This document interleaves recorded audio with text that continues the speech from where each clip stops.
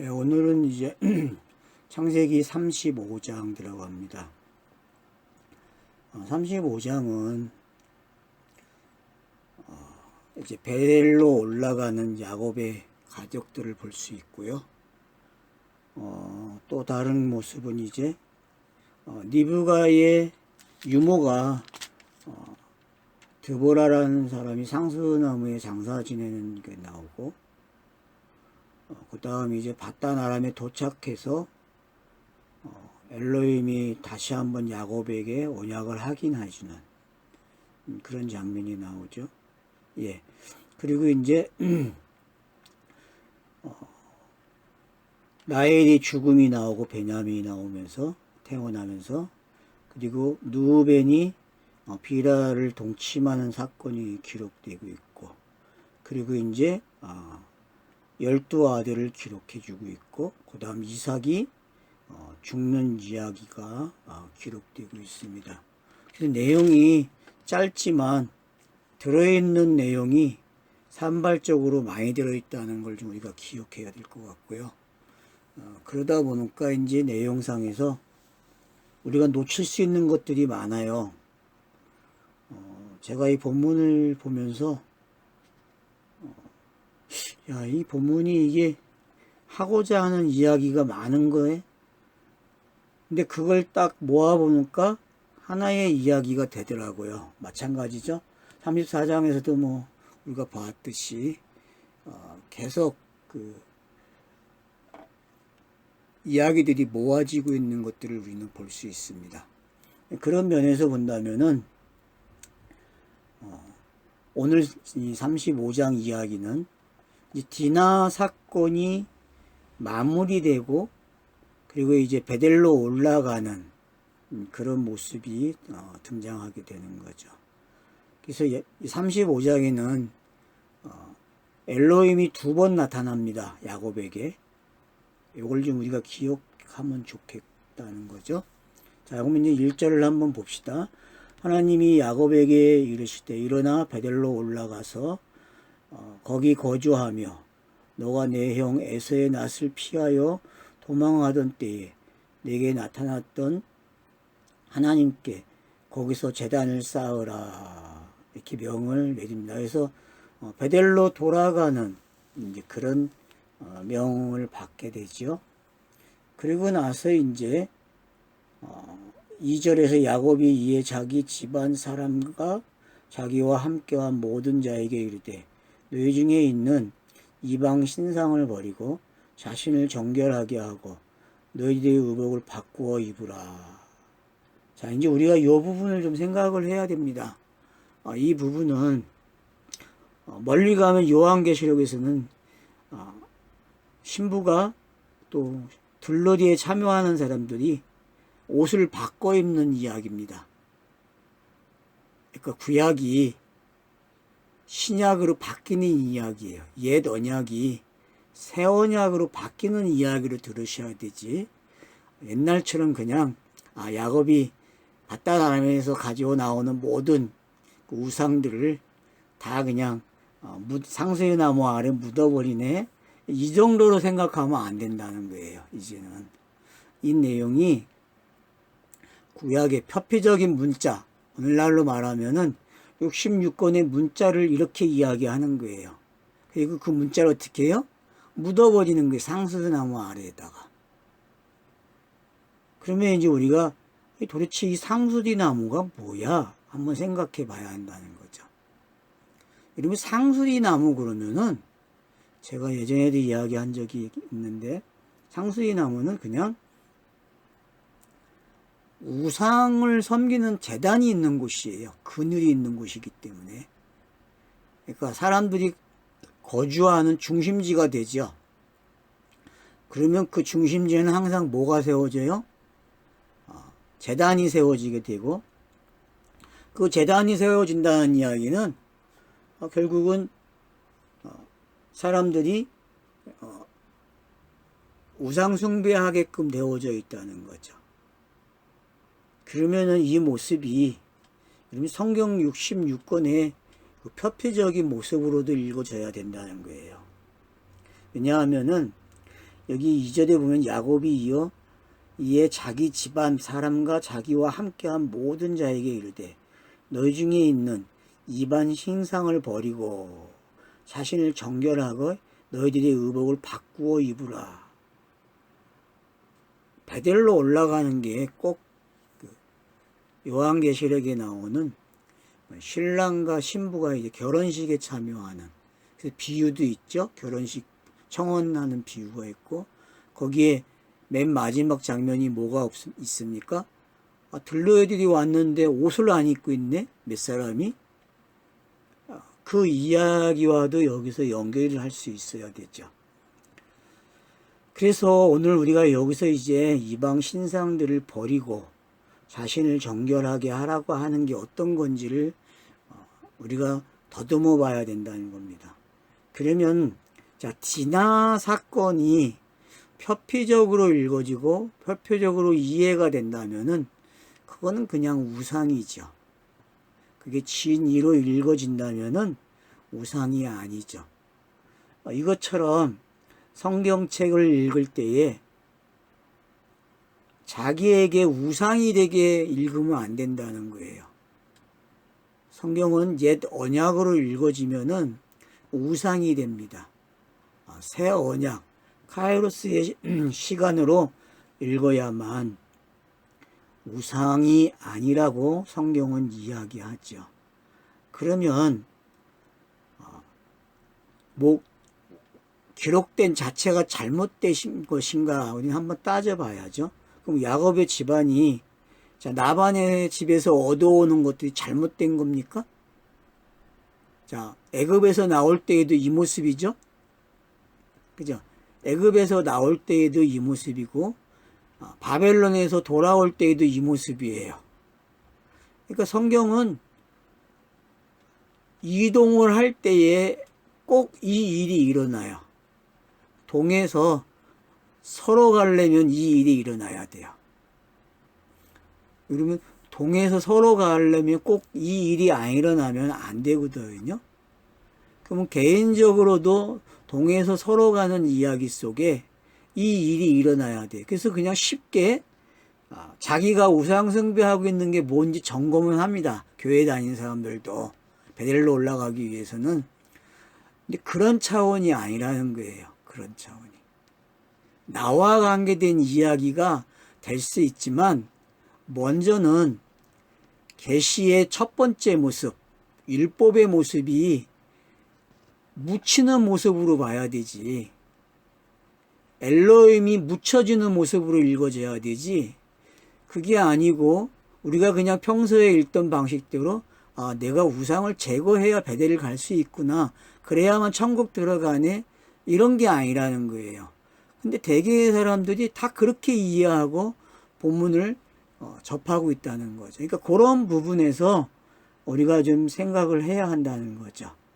그러니까 여러분들이나 저나 이 본문이 의복을 바꿔 입는다, 신상을 버린다, 그리고 정결하게 해야 한다, 이런 개념들은 결국은 성경이 가지고 있는 특징이거든요. 성경이 옛 옷과 새 옷을 줘요, 우리에게. 그러니까 이 옛 옷과 새 옷이라는 것을 어떻게 이해하느냐에 따라서 결국 성경 읽기가 달라지는 거죠. 그러니까 누구에게나 옛 것이 시작하게 되어 있고 그 옛 것이 새 것이 돼야 하는 이야기로 오고 있다는 거예요. 그래서 제가 지금 34장부터 은혜를 강조하고 있잖아요. 그렇죠? 새 언약 차원에서 설명을 하고 있다고요, 지금. 그러니까 성령의 시대를 이야기하고 있죠. 여기도 마찬가지 35장도 성령의 시대로 이해가 돼야 됩니다. 성령의 시대를 마무리를 해줘요. 어떤 건지. 그러니까 종말이라고 볼 수 있죠. 종말. 우리가 쉽게 접근하면은 많은 사람들이 접근하고 있는 종말의 개념이 여기서 한번 정리가 되면 좋을 것 같아요. 자, 그래서 이제 그들이 어떻게 합니까? 3절에 보면은 우리가 일어나 베델로 올라가자. 내가 하늘날에 내게 응답하시며 내가 가는 길에서 나와 함께 하신 하나님께 내가 거기서 제단을 쌓으려 하노라 하매. 그러니까 나반의 집에서 밧닷 아람에서 일어난 모든 이 이야기를 한마디로 요약을 했습니다. 환난의 날이라 이렇게 이야기하죠. 환난의 날이라.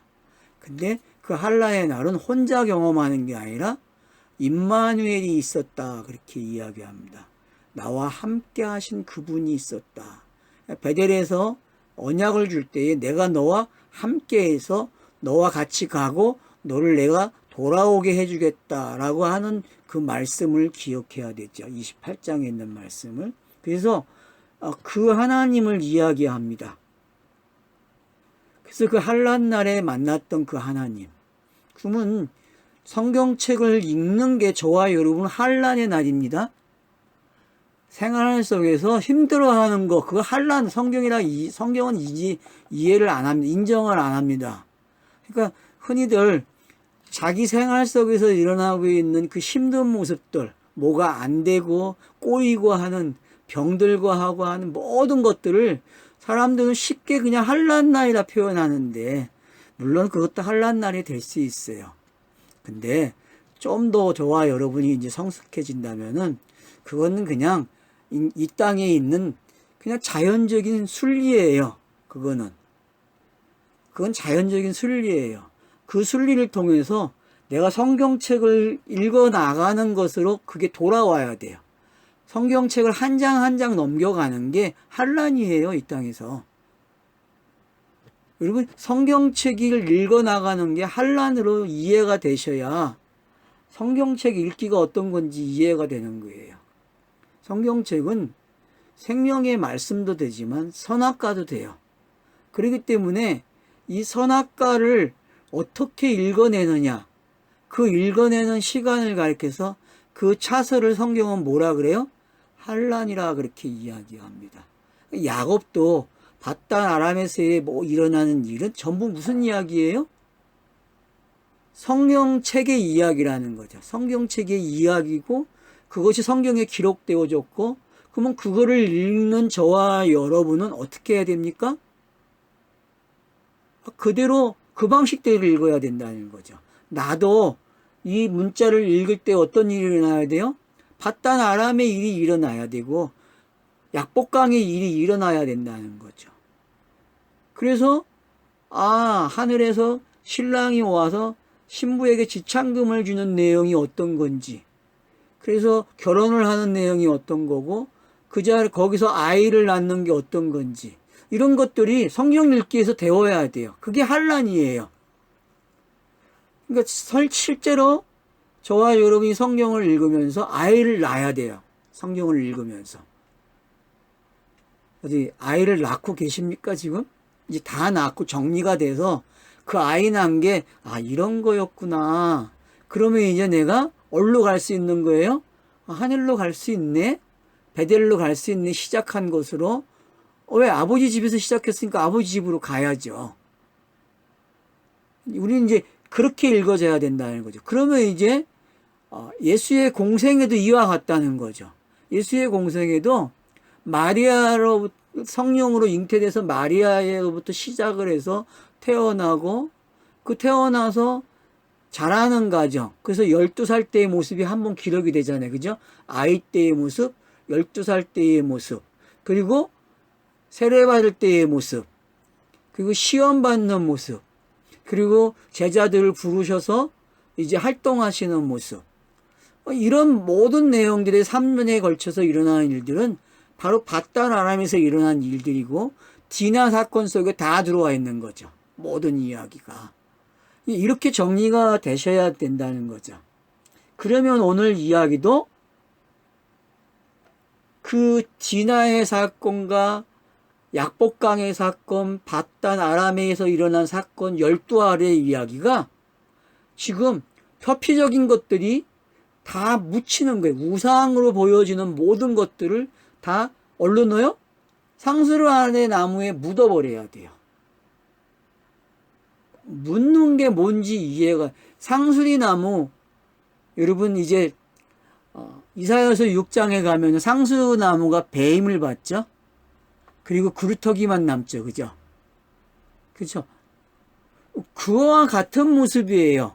상수리 아래에 나무 아래 묻는다는 거는 뭐와 같으냐 하면은 상수리 나무가 배임을 당하는 거하고 같은 모습이에요. 그러니까 예언이 되는 거죠. 이 나무가 뭐다? 배임을 받는다, 그런 의미예요. 성경의 모든 나무는 스타로스고, 스타로스가 세워졌다가 부러지는 게 무덤에 들어가는 모습이잖아요. 그죠? 그러니까 그 모습이 지금 이 상수리 나무라는 단어 속에 들어와 있다는 거예요. 그래서 그들이 그 자기 손에 있는 모든 이방 신상들과 자기 귀에 있는 귀걸이들을 야곱에게 주는지라. 야곱이 그것들을 세겜 근처 상수리 나무 아래에 묻고, 세겜 근처에 아마 이 보물을 찾으러 간 사람들이 많을 것 같아요. 성경을 문자적으로 읽는 사람들은. 맞잖아요. 이거 찾으면은 어쨌든 부자 되는 거 아니에요. 예? 야곱이 20년 동안 일해서 얻은 이야기, 돈인데 엄청나겠죠. 이걸 갖다가 이제 어떡합니까? 묻어요, 그냥. 이 이야기는 지금까지 창세기 1장부터 34장의 내용을 어떻게 하는 거예요? 다 묻는 이야기예요. 묻어버린다니까요. 역사적 이야기, 내가 재미나게 읽었던 거, 그런 것들 다 묻어버리고 예수 그리스도의 이야기로 나와야 된다는 거죠. 결국 이 이야기는 계시가 들어오는 차서들이지 진리가 될 수 없어요, 진짜가. 여러분, 기록된 성경이 진리입니까? 이것도 이제 따져야 될 게 너무 많죠. 진리 아니라고 하면 안 되잖아요. 그러면 또 따지고다가 이게 진리냐 그러면 또 아니라고 그래야 되고, 변증법이 생기겠죠. 참 복잡한 이야기입니다. 근데 중요한 것은 우리가 읽고 있는 이 성경책은 그냥 보물을 담고 있는 진흙이에요. 그죠? 보물을 담고 있는 진흙이에요. 갯벌이에요. 갯벌, 바다에. 갯벌 같은 거예요. 이 갯벌이 어떻게 돼야 돼요? 물이 들어오면은 살짝 겉어지고 걸러지고 하면서, 그러다 보면은 거기에서 뭐가 나와요? 진리가 등장하겠죠. 감추인 보화가 그런 거잖아요. 그죠? 감추인 보화가 밭에서 감추어져 있는 걸 찾아내서 사는 거잖아요. 자기 전 재산을. 그러니까 지금 그런 모습이 여기에 있다는 거예요. 그런 모습이. 그래서 세겜 근처 상수나무 아래에 묻었다 그래요. 그러니까 저와 여러분이 성경 읽기를 어떻게 해야 되냐면은 매 장 넘어갈 때마다 이렇게 상수리 아래에다 묻어놓고 가야 돼요. 그래야 스타로스를 읽어내요. 그래야만. 영단본을 진짜 잘 읽으려면은 매번 성경 읽기 속에서 어떻게 해야 돼요? 한 장 한 장 끝날 때마다 상수리 아래에다가 묻는 일을 해야 돼요. 근데 번거롭잖아요. 매번 하면은. 그죠? 매번 하면 번거로워요. 은혜의 시대는 이렇게 안 해도 돼요. 매번. 그냥 어떻게 하면 돼요? 어떻게 하면 될까요, 여러분? 은혜의 시대에는. 매번 그냥 묻는 게 아니라 은혜의 시대는 어떻게 하는 거예요? 알아차리면 되는 거예요. 이거 넘어왔네? 이거 넘어왔어?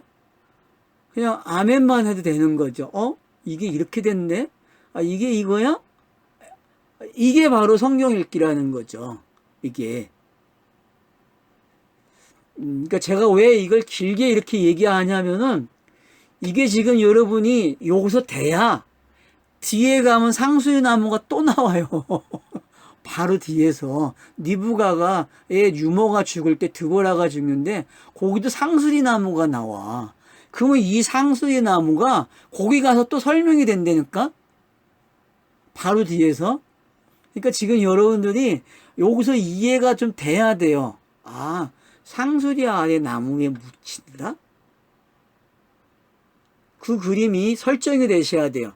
지금 설정이 어떤 설정이라고요? 밧달 아람의 모든 일이 어떻게 됐다?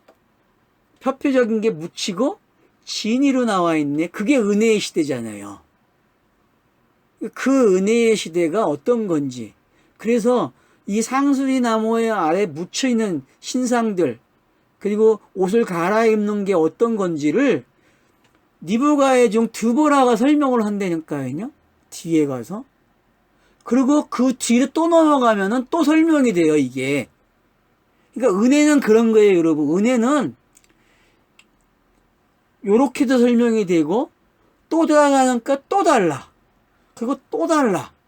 그게 사도 바울이 말한 그 기도예요. 에베소서에 나오는 기도가 두 번 나오잖아요. 1장에서 한 번, 3장에서 한 번 나오는데 그 기도의 내용이 바로 그걸 의미해 주는 거예요. 차소가 은혜의 시대에는 이 차소가 넘어가면 넘어갈수록의 깊이와 넓이가 달라진단 말이에요. 지금 이 35장은 은혜의 시대를 어떻게 해요?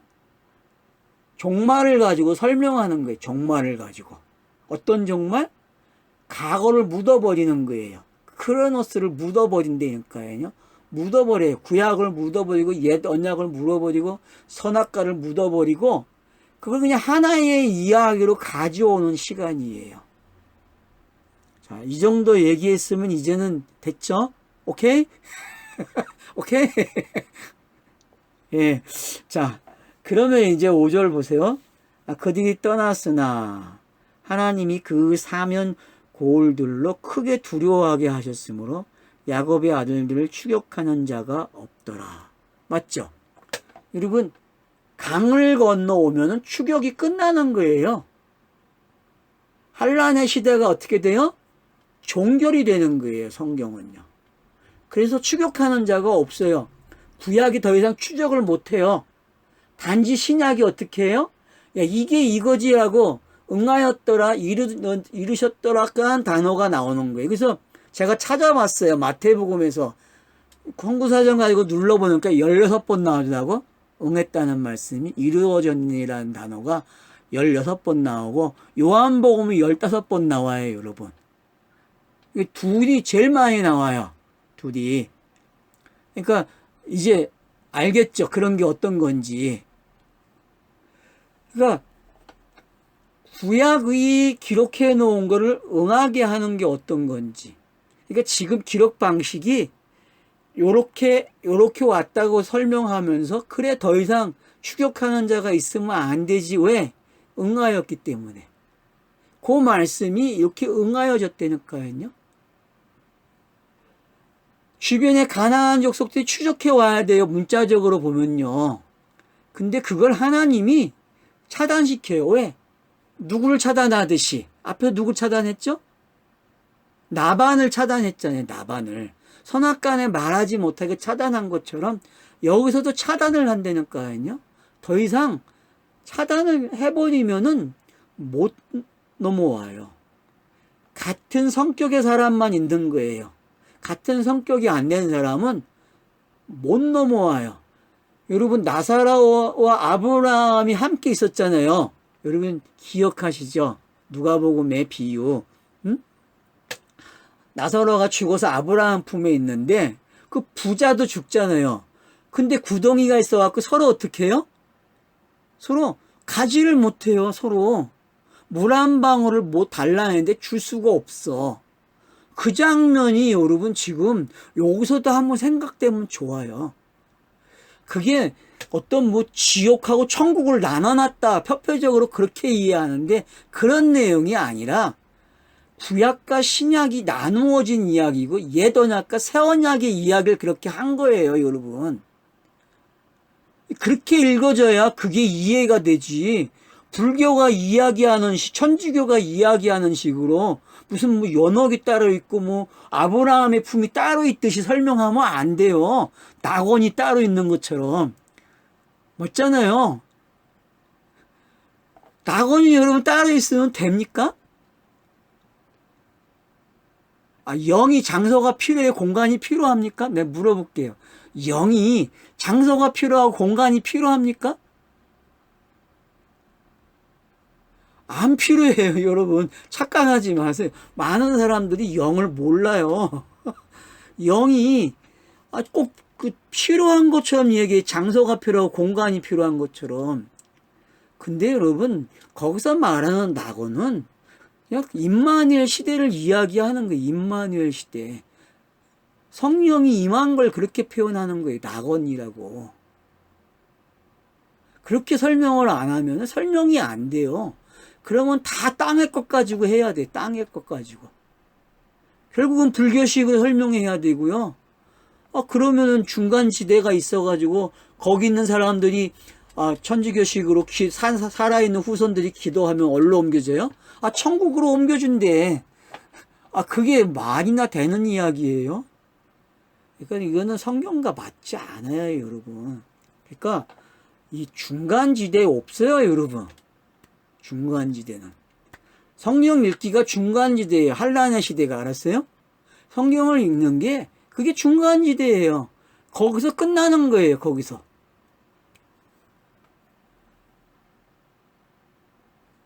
그러니까 추격하는 자가 없다는 게 좀 이해가 되시죠? 그러니까 이게 분리가 되는 게 어떤 건지 알면 돼요. 거룩이 여기서 나오는 게 거룩이. 추격하는 자가 없다는 말 속에는 거룩이 있다는 게 거룩. 악이 더 이상 추적을 못해요. 악이. 그게 교회의 모습이잖아요.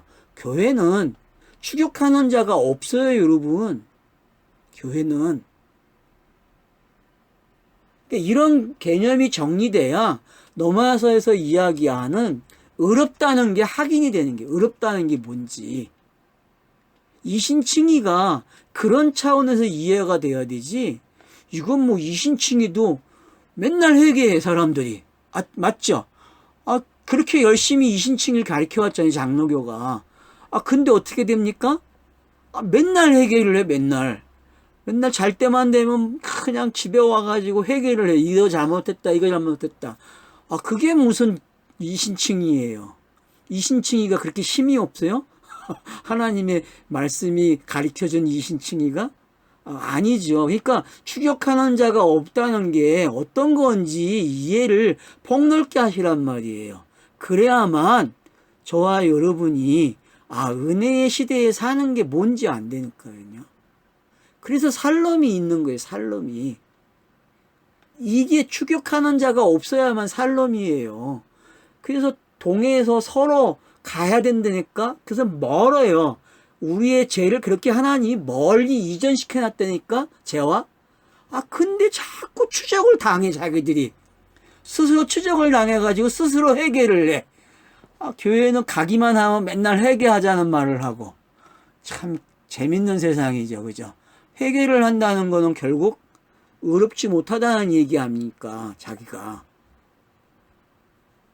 결국은 행함을 강조하겠다는 거죠. 자기들이 열심히 해서 행함을 정리하는 이야기밖에 되지 않는 거죠. 그러니까 그런 부분들이 아니라는 거예요, 지금요. 그러니까 지금 여러분들이 35장을 읽으시면서 상수리 아래 묻는 게 뭐고, 그 묻으니까 추격하는 자가 없는 게 뭔지 좀 이해가 되죠, 이 원리가. 이게 일어나야 돼. 그러니까 저와 여러분이 상수리 나무에 묻었다? 이거는 꼭 아브라함이 사라의 묘지를 사는 거와 똑같은 거예요. 그래서 사라를 거기다 매장한 거와 똑같은 거예요. 매장하면 어떻게 돼? 끝난 거잖아요.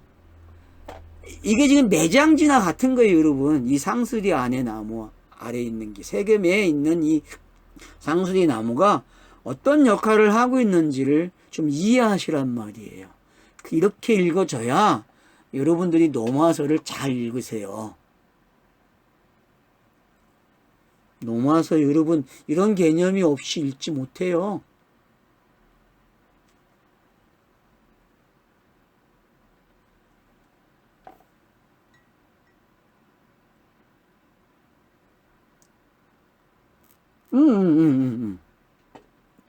좋은 아이디어예요. 맞죠? 우는 사자가 추격해 오잖아요. 지금 여와 똑같은 거예요. 우는 사자들이 추격해 온다니까. 근데 어떻게 해요? 아무 소용이 없는 거야. 아무 소용이.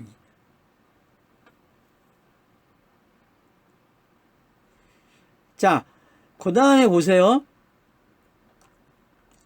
야곱과 그와 함께한 모든 사람이 가나안 땅 누스 곧 베델에 이르러.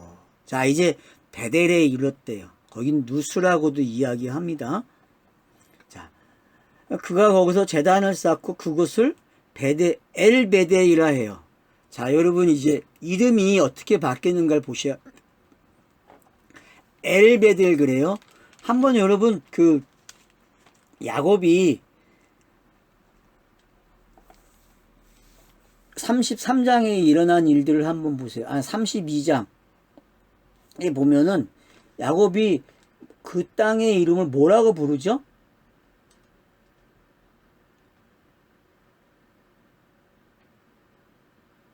(32장에서는) 헤브론이라는 분이엘이라는 이름을 붙이죠. 그죠? 32장 30절에는 분이엘 그래요. 자, 그 다음 한번 보세요. 자, 33장 마지막 절에는 뭐라고 불러요? 이름을? 제단을 쌓은 것을 엘엘로헤 이스라엘 그러죠. 그죠? 그 다음 지금 여기서는 뭐라고 불러요? 엘베델 그래요. 그러면 분이엘, 엘엘 이스라엘, 여러분 이런 것들이 이제 좀 부러웁니까? 엘베델, 베델에다가 엘자를 붙이죠. 이스라엘에다가 엘을 붙여줘요. 그러니까 이런 게 뭔지 여러분이 좀 이해를 하시면 좋을 것 같아요. 엘을 2번 붙였다? 엘을 2번 붙이면 어떤 일이 일어나는 거죠? 신이 탈락금 되는 거예요, 여러분. 이 신이 아니고 다른 신이 된다니까요. 뭐를 통해서? 베델을 통해서. 베델이 샌드위치가 돼 있는 거예요. 그래서 이렇게 요걸 통과하면 이 엘로힘 하나님이 이걸 싹 통과하면, 베델을 통과하면은 다른 엘로힘이 등장한다니까요. 이게 여호와의 모습이죠. 그러니까 이걸 좀 이해하시란 말이에요. 이 본문에서 지금 이게 바뀌고 있다? 베델인데 거기다가 엘자를 붙였어? 그러면은 하나님의 집이, 하나님이 거하시는 처소인데 그 처소가 바뀌는 거예요. 그러면 지금 내용 속으로 이미 어떤 내용이 있었어요? 상수리 아래 나무에 다 묻어버렸어요, 과거를.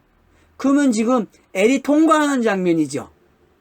엘이 말한, 첫 번째 엘로힘이 말한 모든 장면이 상수리 아래 나무에 다 묻혀버리고, 그리고 통과에 나오니까 엘의 하나님이 또 등장하고 있어. 이게 바로 여호와죠. 그러니까 이런 부분들을 읽어낼 줄 알면은 제단을 쌓은 그것의 이름을 왜 이렇게 붙였는지, 그러니까 이게 정확한 신앙 고백이라는 거예요. 그러니까 이 신앙 고백이 있어야 추격자가 없어요. 추격자가. 그러니까 사도신경이 우리는 해도 고만 안 해도 고만 그렇게 이야기하잖아요. 근데 왜 교회가 그걸 중요시 여기냐 하면은 사도신경에는 어쨌든 교회가 이야기하고자 하는 복음의 메시지가 들어있어요. 요약되어 있는 거잖아요. 그죠? 그 요약된 내용을 보면은 창조가 나오고 하나님이 나오고 예수 그리스도가 나와요. 성령이 나오고 다 나오죠. 그러니까 그죠? 성령이 말하고자 하는 내용이 다 나와요. 그러면은 베드로가 고백한 거하고 이 고백하고 어때요? 이 그냥 일치되는 내용으로 보면 맞아요. 일치되는 내용으로. 그리스도, 주는 그리스도입니다. 하나님의 아들 그리스도입니다라고 표현하는 거나 사도신경이나 그리고 베드로가 또 요한복음 6장에서 고백하는 고백이나 또 많은 성경의 인물들이 고백하고 있는 그런 모든 내용들이 다 어떤 과정을 거쳐간 거예요? 상수리 아래 나무에 모든 거를 묻어버리고 간다니까요. 영단번 사건에다가 묻어버린단 말이에요. 그걸 로마서 6장에서는 세례받았다 이야기 함께 예수와. 이 장면이 이루어져야만 뭐가 되는 거예요? 저와 여러분이? 추격자가 없이 엘베델이 되는 거예요. 엘베델. 엘베델이라는 장소는 결국은 임마누엘의 장소예요. 신과 사람이 하나가 된 거예요. 누가 사람이고 누가 신인지 구별이 안 돼요. 이 장소는. 이해가 되시죠? 그래서 사도 바울이 삼층천 갔다 온 게 이 모습이에요. 삼층천은 이런 표현이에요. 엘베델이에요. 엘베델. 그 장소예요. 그러니까 출발할 때의 장소와 돌아온 장소에다가 왜 L자를 붙였는지 이해가 되죠. 이제 처음 만난 하나님과 나중에 정리된 하나님은 다르다니까요. 성경이 그렇게 이야기를 해줘요. 우리에게 차서를 넘겨주면서. 그렇기 때문에 이게 이해가 돼야 성경 읽기가 이렇게 하는 거구나 하는 게 이해가 되고, 그러면은 성경을 읽을 때마다 환란이 줄어들어요. 줄어들고 결국은 이젠 어떻게 해요? 여유롭게 샬롬으로만 성경이 읽어진다니까요. 전쟁이 끝나겠죠. 그죠? 하람이 끝나요, 여러분. 하람이. 자, 그래서 고백을 하는데 뭐라고 고백하냐 하면은, 불렀으니 이는 설명해. 왜냐하면 그의 형의 낯을 피할 때에 하나님이 거기서 그에게 나타나셨습니다. 자, 베델의 사건을 28장의 내용을 엘베델로 정리하는 거예요. 그래, 내가 돌아와 보니까 그 하나님의 말씀이 맞네. 율법으로 준 게 이렇게 응한 게 맞네. 그쵸? 율법을 주셨는데 이 율법 내용 속에 영생이 있었어. 지금 이 고백하는 거잖아요. 야곱이요. 그게 카이로스로 읽는 거죠. 저와 여러분이 지금. 바단 아람의 일이 어떤 건지 생생하게 정리가 되는 거예요. 그리고 그러다 보니까 에서와도 또 정리가 되고, 그 모든 이야기가 약복강 이야기로 들어가게 되고, 상수리 나무 아래로 들어가는 게 디나 사건도 들어가게 되고, 이렇게 성경이 지금 계속 어떻게 해요? 정리해주고 확정해주고 또 이렇게 정리해주면서 우리로 하여금 요약하게 하고 요약하면서 내 이야기가 거기에 들어가서 정리가 되는, 그래서 성경 읽기가 된다니까요. 그래서 이런 훈련이 저와 여러분이 이 땅에서 하는 거예요. 살아있는 동안. 이게 삶이죠. 이보다 더 좋은 삶이 있습니까?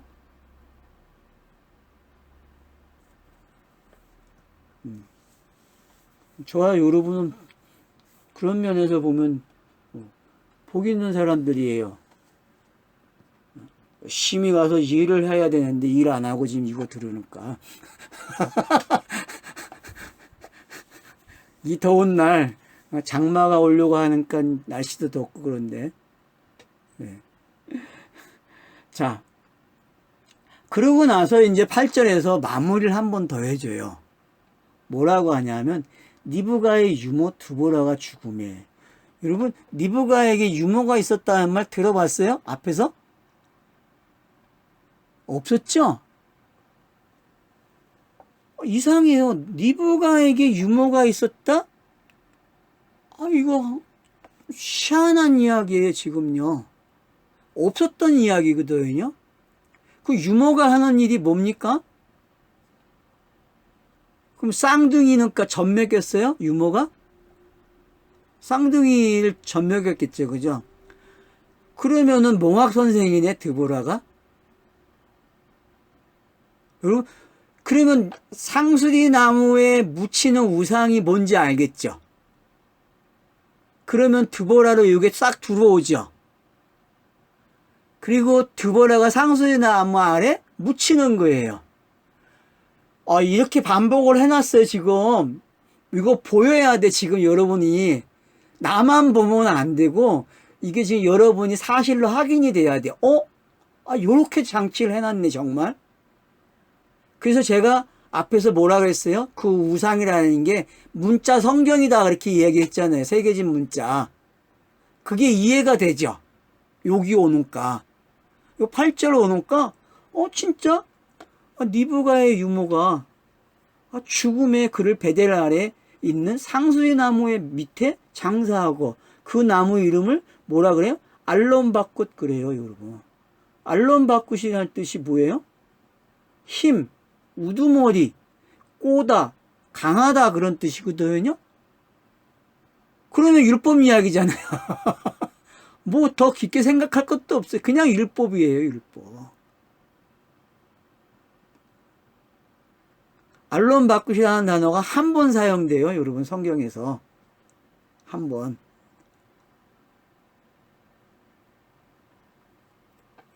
그러니까 이 상수리 나무라는 단어가 재밌는 나무예요.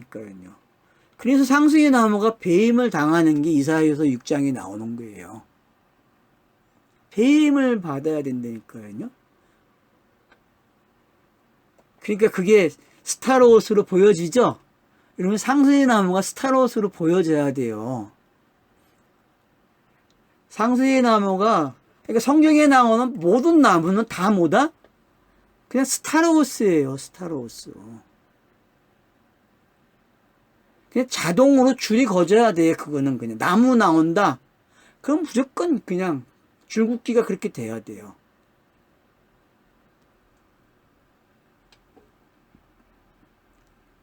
소리가 작아요. 소리 좀 올려주세요, 형님 소리.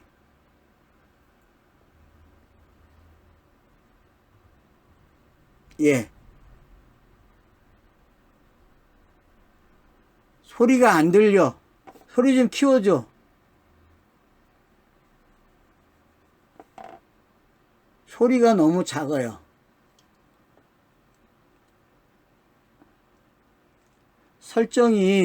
목사님께 설정이 소리가 작아.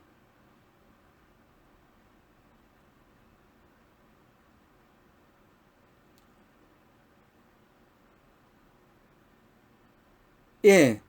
소리가 목사님께 적어요.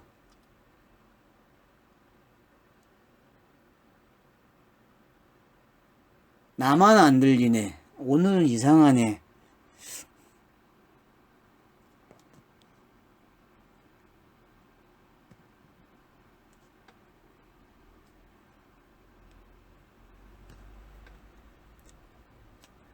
예.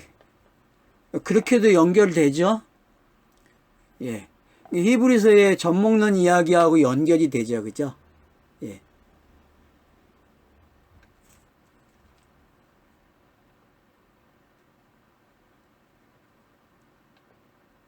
예, 예.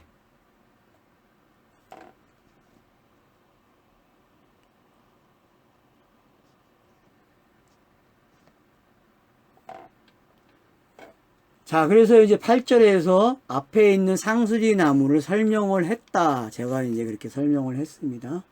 그래서 이름을 알론바꽃이라 했다. 통곡의 상수리 나무. 그쵸? 통곡의 상수리 나무. 그러면 스타로스가 세워질 때의 통곡의 소리가 들리죠. 그죠? 그러니까 모든 문자가 우는 거예요. 사람이 우는 게 아니라 성경이 우리 구약의 성경이 우는 소리도 들려야 돼요. 이게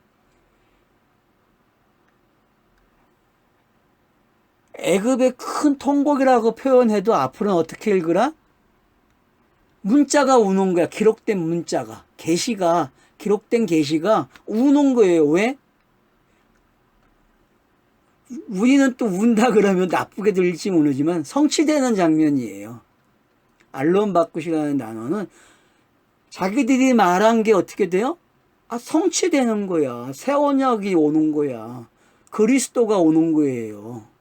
이렇게 읽어줘야 된다니까요. 그러니까 패러다임, 성경 읽기의 패러다임이 완전히 바뀌어야 돼요. 이제는 말로만 예수 그리스도 그러면 안 돼요. 그냥 문장 자체에서 여러분이 완전히 바꿔버려야 돼요. 이야기를. 이제는 어렵지 않죠? 제가 지금 그렇게 하고 있으니까. 자, 그 다음에 이제 다른 이야기처럼 보이는 사건이 일어나죠. 자, 이런 사건이 일어나니까 야곱이 밧단 아람에서 돌아오매 하나님이 다시 야곱에게 나타나사 그에게 복을 주시고 하나님이 그에게 이르시되 내 이름이 야곱이지만은 내 이름을 다시는 야곱이라 부르지 않겠고 이스라엘이 내 이름이 되리라 하시고 그가 그의 이름을 이스라엘아 부르고. 자, 이제 돌아오니까 야곱의 이름을 사용하지 않겠다 그래요. 이스라엘로 사용할게 그래요. 그러면은 약복강 사건, 디나 사건, 그리고 지금 이 베델 가까이 세겜에서 도망오는 사건들, 그리고 이 모든 내용들이 지금 어디로 들어와 있어요? 상수리 나무 아래 묻히는 거와 이름을, 새 이름을 얻는 게 하나의 이름으로 여러분 들리죠, 이제. 이게 하나의 사건들이었다는 게 전부 다. 그러니까 베델에서 출발해서 겪는 모든 이야기는 하나의 사건을 설명한 거예요. 무슨 사건? 스타로스. 왜 스타로스가 세워져야 되는지를 계속 설명했다니까요, 성경이요. 그러니까 이게 돼야 성경이 예수 그리스도야라고 되는 이야기죠. 이 설명이 안 되는데 답은 알아서 예수 그리스도 앵무새처럼 그래요. 그리고 앵무새처럼 성경은 예수 그리스도야라는 말은 힘이 없어요. 문장 자체에서 그걸 읽어내야 되죠. 그리고 확인이 되어야 되죠. 이렇게 반복되는 걸 확인한 것을, 그걸 말을 할 때에 이렇게 예수 그리스도야라고 설명을 해야 된다는 거죠. 그래서 이스라엘 이름을 이제 계속 부르겠다 그래. 근데 여러분 계속 요셉 이야기 가서 보면은 야곱으로 사용되고 이스라엘로 사용되고 왔다 갔다 하지요. 성경 일치가 그렇게 돼요. 분명히 안 사용하겠다 그러는데 그렇게 사용을 하고 있어요. 그러면 여기서 말하는 이스라엘은 야곱에게 해당되는 이름이 아니라는 거예요. 알았죠? 거기서 멈추면 안 돼. 이건 야곱에게 준 게 아니라 이런 사람들, 약복강의 사건이 일어난 사람들, 디나의 사건을 알아차린 사람들, 그 우상을 상수리 나무에 묻은 사람들이 어떤 건지 아는 사람들, 깨달은 사람들, 그 사람들을 가리켜서 뭐라 그런다? 이스라엘 그런단 말이에요, 성경이. 그러니까 문자적 이스라엘이나 한 국가인 선민 이스라엘, 그건 이스라엘이 아니. 성경이 말하는 이스라엘은 신약의 표현으로 하면 거듭난 사람이 뭐다? 이스라엘이죠. 거듭난 사람이. 이제 이해가 되죠? 그러니까 여러분들이 앞으로 이스라엘 그러면 나야. 알았어요? 내가 이스라엘이에요. 성령이 함께한 사람을 가리켜서 뭐라 그래요? 이스라엘 그랬다니까요. 선민 이스라엘 가짜예요, 여러분. 그냥 성경을 기록하는데 도구예요, 도구. 역사적 이스라엘, 우리에게 상징적으로 역할을 하는 도구예요. 고마워해야죠, 우리는. 그들에게. 그게 로마서의 표피적인 표현이에요. 2장, 9장, 11장에서 표현하고 있는 그 표현법들이. 이렇게 이해를 하셔야 여러분들이 사도 바울의 서신과 나머지 서신서를 읽어낼 수 있는 거예요.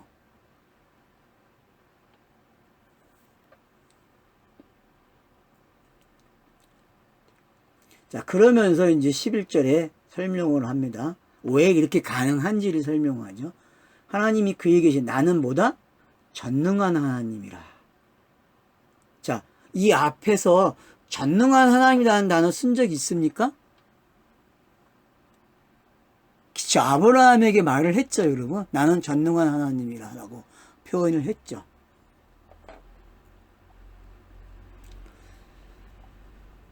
자, 그래서 이제 어떤 일이 일어납니까? 전능한 하나님이라 이제 생육하고 번성하라. 그러면 이제 생육하고 번성하라는 이야기는 아직 성경이 기록할 게 남았다는 거예요. 그렇게 이해를 하셔야 돼요. 그리고 이 내용대로 어떻게 돼야 돼요? 스타로스가 세워져야 돼요. 그래서 12아들이 이야기 속에서 이제 이게 또 설명돼. 생육하고 번성하는 게 요셉을 통해서 이제 설명이 되는 거예요, 또. 그쵸. 창세기 안에서는 이제 요셉 이야기가 뭐예요? 생육하고 번성하는 이야기가 펼쳐지겠죠. 요셉의 이야기 속에서. 이미 생육하고 번성한 이야기가 왔었어요. 기록됐다고요. 근데 그걸 더 이야기하겠다는 거. 왜? 성경이 할 얘기가 너무 많아요. 우리에게. 할 이야기가. 66권인데 엄청나잖아요. 양이요.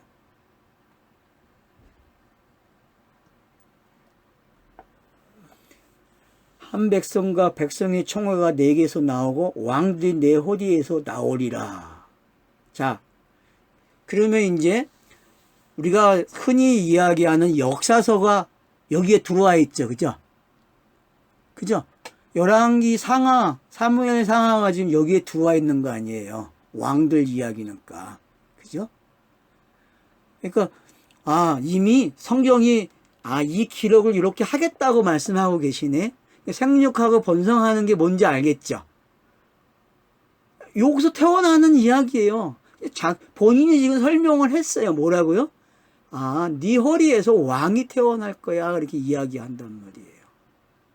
그래서 다윗을 이야기하고 솔로몬을 이야기해요. 근데 성경이 다윗, 솔로몬 상징이기 때문에 다 실패자로 만들죠. 그죠? 표피적으로도 실패자를 만들어요. 이들을. 왜요? 상징이 그런 거예요. 그러니까 표피적으로 완료가 돼야 되는데 완료가 안 돼요. 이 사람은 상징으로 끝나야 돼. 그래서 잘못된 이야기가 기록되는 거야. 악에 대한 이야기가. 그렇게 기록하면서 선악을 기록하다가 결국은 그 선악을 인자 예수에다가 꼬린시킴으로써 마태복음 1장에 족보가 생기는 거예요. 그래서 이 족보를 다 갖다 놓는 거예요. 마태복음 1장에다가. 그래서 14대 세 번을 기록해 줌으로써 성경이 어떻게 완성이 됐는지를 기록해 주고 있는 거죠.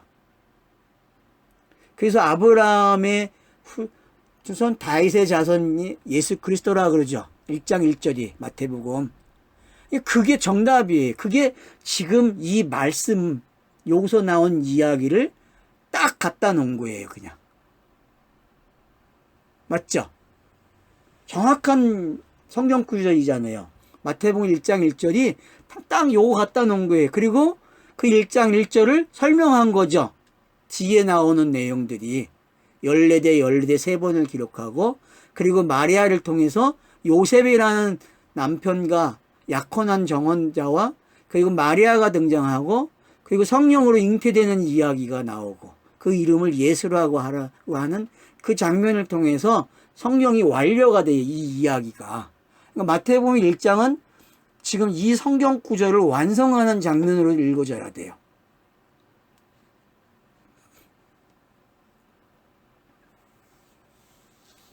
자, 12절에 보면 내가 아브라함과 이삭에 준 땅을 내게 주고 내 후손에게도 그 땅을 주리라. 그래서 이제 가나안 땅의 정복 이야기가 기록되겠죠. 그죠? 근데 여러분 땅이라는 게 상징적 요소지 이 땅에는 가나안이 없잖아요. 맞죠? 시간과 공간이 있는 장소에는 가나안이 없어요. 여러분. 가나안이. 성경이 말하는 젖과 꿀이 흐르는 땅은 시간과 공간에서는 안 나와요. 성령이 임해야만 시간과 공간을 초월한 영의 세계 속에서 가나안 땅이 있는 거죠.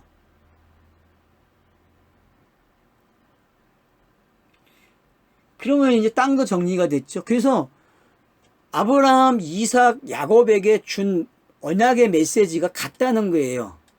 자, 무슨 이야기 했습니까? 복에 대해서 이야기했죠. 그 다음 땅에 대해서 이야기했죠. 그 다음 큰 민족 이야기하죠.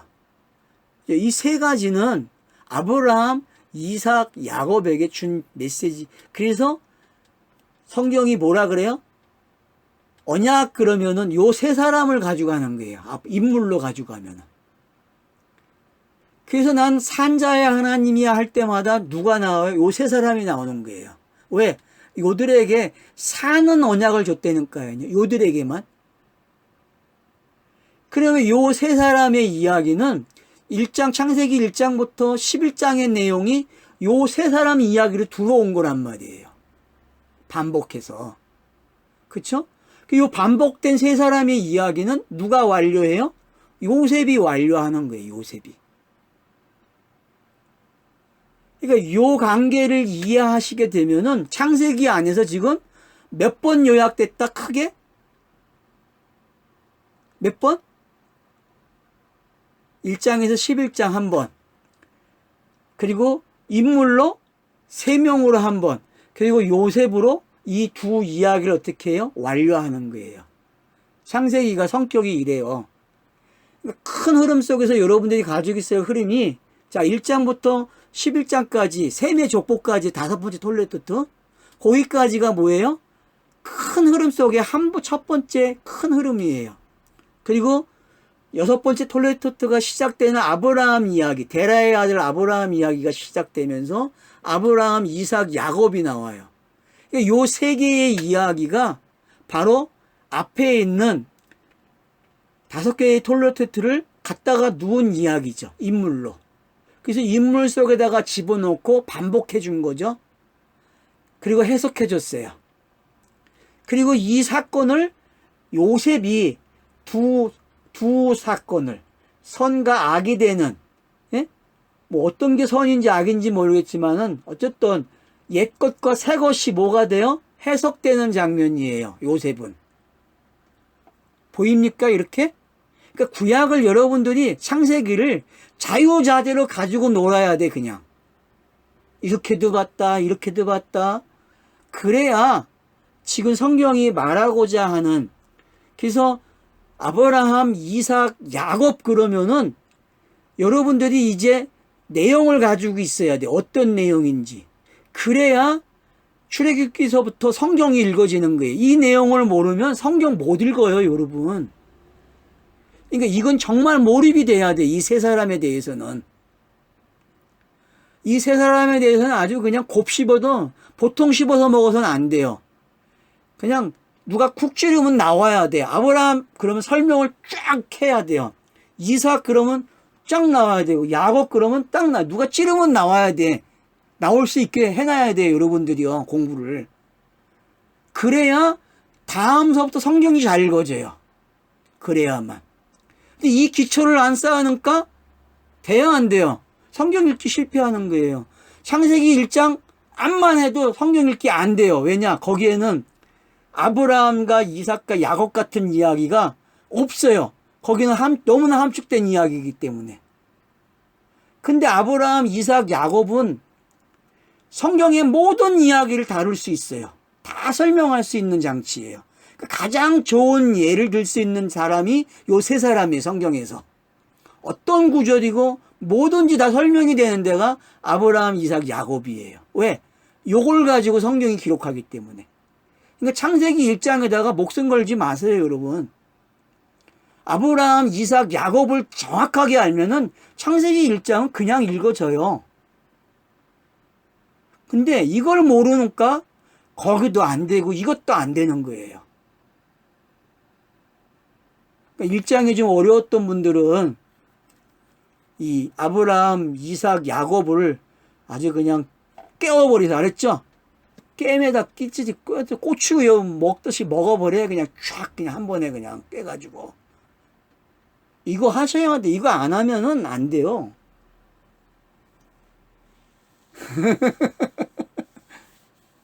예?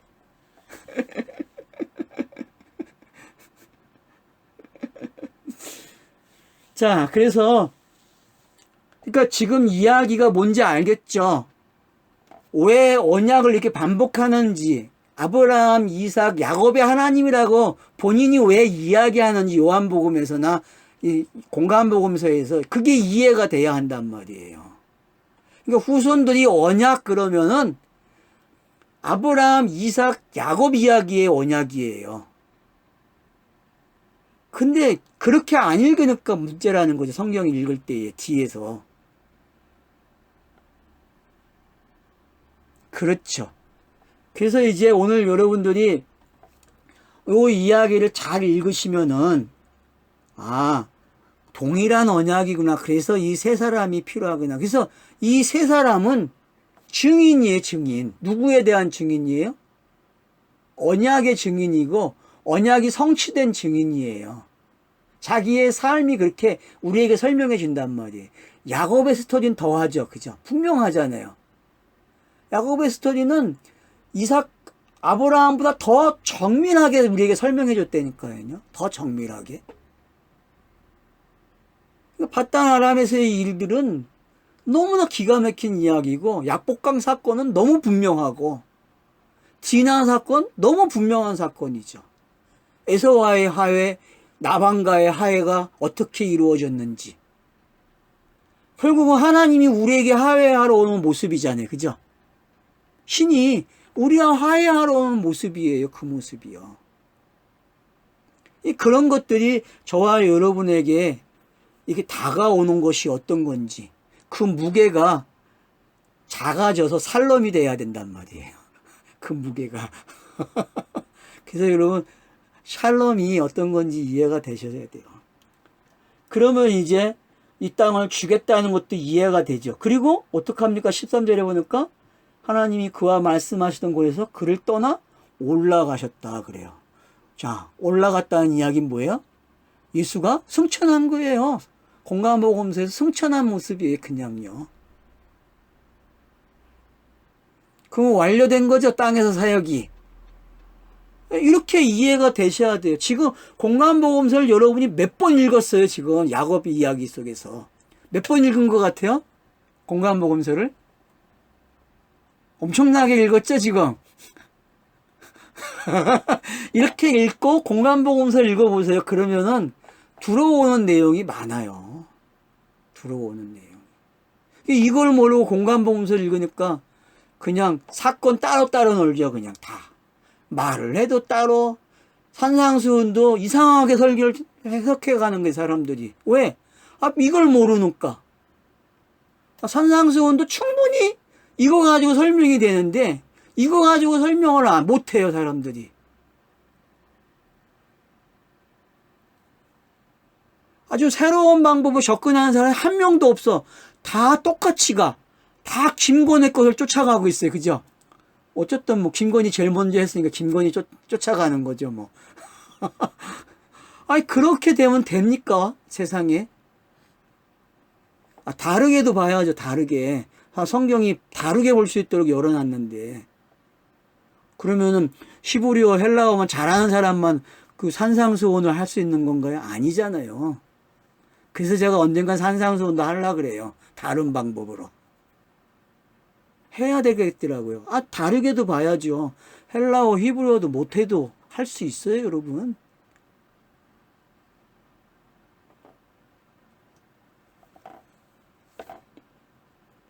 자, 이제 올라가는 게 뭔지 이해가 됐죠? 예. 자, 그리고 이제 야곱이 어떡합니까? 하나님이 자기와 말씀하시는 곳에 기둥, 곧 돌기둥을 세우고. 자, 야곱이 세 개를 서원하죠. 28장에서. 여러분 28장에서 세 개를 서원하잖아요. 내가 돌아오면 나의 하나님이 될 것이라고 했죠. 그죠? 그리고 이 기둥을 내가 성전을 짓겠다고 이야기하잖아요. 그죠? 그리고 11절을 드리겠다. 자, 그러면 이루어졌어요? 안 이루어졌어요? 야곱 이야기 속에. 야곱 이야기 속에 다 이루어졌죠. 이 세 개가. 지금 기둥을 붓고 하는 이 장면은 무슨 장면이에요? 교회가 세워지는 장면이잖아요. 성막이 세워지는 장면이잖아요. 그죠? 자기가 임마누엘이 되는 거예요. 자기가요.